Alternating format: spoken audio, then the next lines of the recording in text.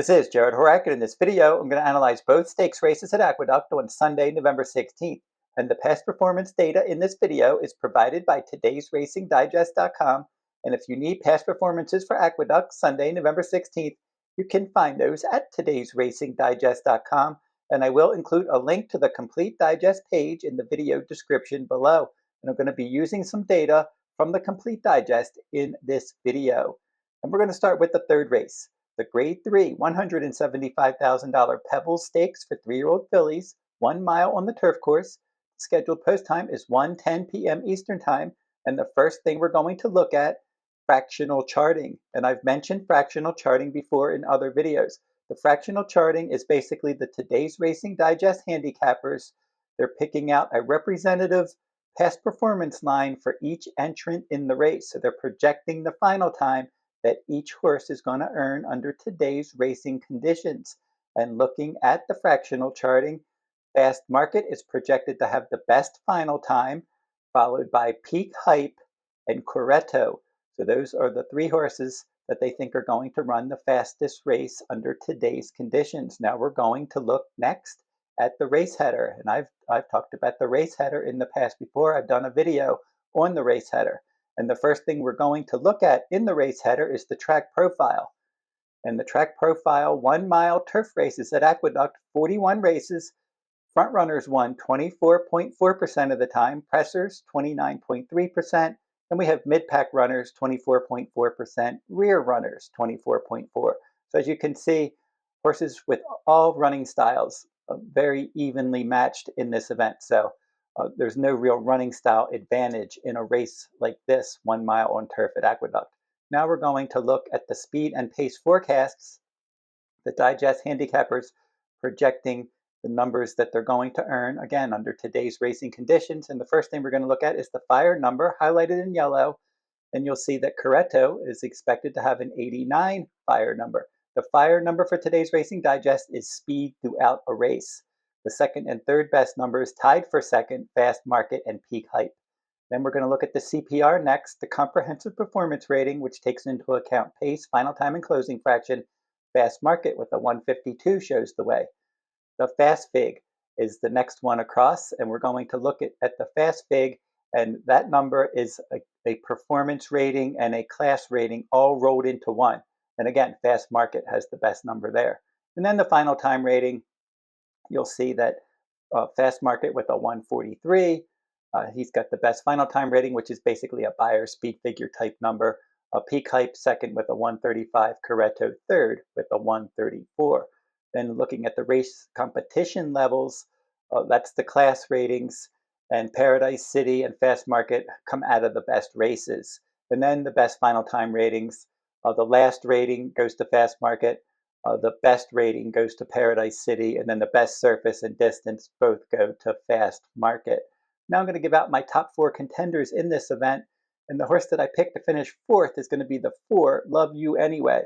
Now I would have liked this one more if this one had Lasix, because she has run 6 races in her career with a win, a second, and 2 third-place finishes.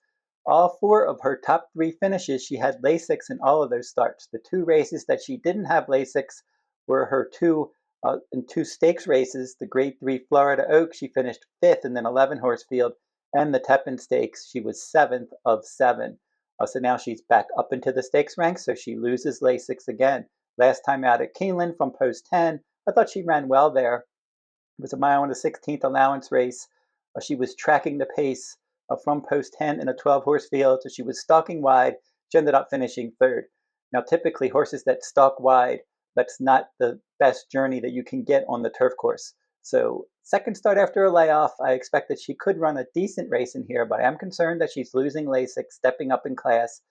She did have a bullet work at Keeneland. That was on November 10th. The horse that I picked to finish 3rd is going to be Correto. And I mentioned that the Today's Racing Digest numbers figure that this horse is a contender using those numbers. She's 1 for 6 overall with 2 show finishes. And I liked some of her efforts in stakes races. She was 3rd in the Miss Grillo Stakes last year from post 11. Then she ran in the Breeders' Cup Juvenile Fillies Turf. She was 7th in a 14-horse field at 66 to 1 odds.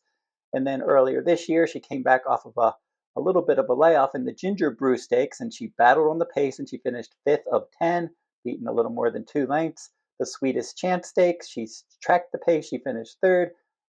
Vixen won that one, and that one was the next out winner. And then she returned from a layoff from February to October, entry-level allowance event.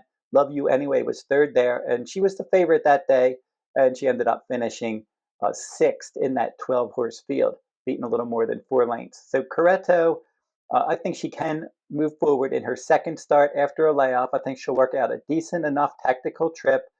Graham Motion is the trainer here, and I think that this one could end up hitting the board at a bit of a price. I think this one does come down to the 2 favorites, and it's tough to really look at these and pick which one is going to win. They're 9-5. Fast Market is 9-5, and then the 6 Peak Hype is 2-1. So for Fast Market, she will be my second choice, and she really has improved since they stretched her back out in distance. That was on September 21st, and also they removed blinkers. So those 2 angles really helped her, and she relaxed nicely. That was a 1-mile race, maiden special weight event on September 21st. She sat in mid-pack in a 10-horse field, and she won that race by more than 2 lengths. And she did have Lasix that day, but she doesn't need Lasix because she lost Lasix last time out in the Grade 2 Sands Point at 1 mile and an eighth. And she was sitting back in 5th in an 8-horse field, and she just missed by a neck. She earned strong late pace ratings in her last 2 starts. So Fast Market and Peak Hype have the best closing kick in here. And it's just going to come down to which one of those 2 horses ends up getting the better trip, and whichever one does will probably win this event. And she has run twice at Aqueduct with a win and a runner-up finish, and she's 1 for 3 at this 1-mile distance. I will go with Peak Hype, and one of the angles that I'm going to use here too is Chad Brown has won this race 6 times, so he typically points horses to this event, and they perform well in this event. And for Peak Hype, she is improving, and I like that her best career final time rating was earned last time out. She's improved her final time ratings in all of her starts, and that was a good effort last time. A 3-year-olds and up allowance, entry-level allowance race at Aqueduct at 1 mile and a 16th, and visually she looked good from post 10. She was wide early. She was able to rally and win that race by 1 length and 3/4. That was a visually impressive effort there. Now she's going to jump up into the stakes ranks for the first time. She's only run 4 times, coming off of a career best number, and she seems to be heading the right way for trainer Chad Brown. Ricardo Santana Jr., her winning rider, stays aboard, and they pay $320,000 for this more than ready filly. And I think that Peak Hype might be able to get the job done. So if I can get 2-1, I would consider a win wager on her. And maybe the 5 and 6 I'll play in first and second, and just stick the 3 Correto in third, thinking that maybe she's going to be best of the rest, and I can just hit the trifecta that way. So that's my look at the Pebbles Stakes. And now it's time to take a look at the 7th race, the $150,000 Forever Together Stakes for fillies and mares, 1 mile and a 16th on the outer turf course. Scheduled post time is 3:09 p.m. Eastern Time, and we're going to look at the fractional charting again. And the top 4 fractional charting horses oversubscribed is expected to have the best final time, followed by Sorona, Spinning Colors, and Malimu. So those are the 4 horses that I actually like as well in this event, but maybe in a slightly different order. And we're going to go with my top 4, beginning with my 4th choice in this event, and that will be the 5 Spinning Colors. And for Spinning Colors, she's 5 for 18 overall. Now, in her last 8 starts, she got out there and she set the pace in all 8 of those races, and she was able to go wire to wire in 2 of those races, and then she hit the board in 2 other races. She did win the Mount Vernon Stakes in June, going wire to wire against New York Bred Company. That was a good effort. Her last couple starts, she did weaken and finish 4th and 7th, but now she's one that will be out there setting the pace. But she does like this distance. She has 9 starts, 3 wins, 2 seconds, and a third, and then she's 0 for 4 at Aqueduct with 2 runner-up finishes. So under John Velasquez, reconnecting with her winning rider, and he is 2 for 3 with trainer Mark Hennig recently. And I think that she can get out there, and if she can and control the pace, she can hang in there a long time. So she is a win contender in here. Probably not the most likely winner on paper, but she is one that can hit the board. Number 4, Malimu, will be my 3rd choice. And this one is going to be my underneath key. Now, she's 2 for 15 overall with 2 seconds and 5 thirds. In 2023, she won the Penn Oaks going wire to wire, and then in 9 starts since then, no wins. So she hasn't been winning any races since 2023. Chad Brown's her trainer now. He took over the training of this year, and she has 2/3 and a second place finish. So for this one, she is 0 for 2 at Aqueduct, and she's 0 for 4 with a second and 2/3 at this distance. And for her, in her last 7 starts, she's hit the board in 6 races. 5 times she completed the trifecta. So she's one that you can definitely key in on underneath. She's very reliable to at least hit the board. My second choice is probably the most likely winner if she's ready to return off of the layoff and run a big race. That's the 7 Oversubscribed. She's your 6-5 morning line favorite.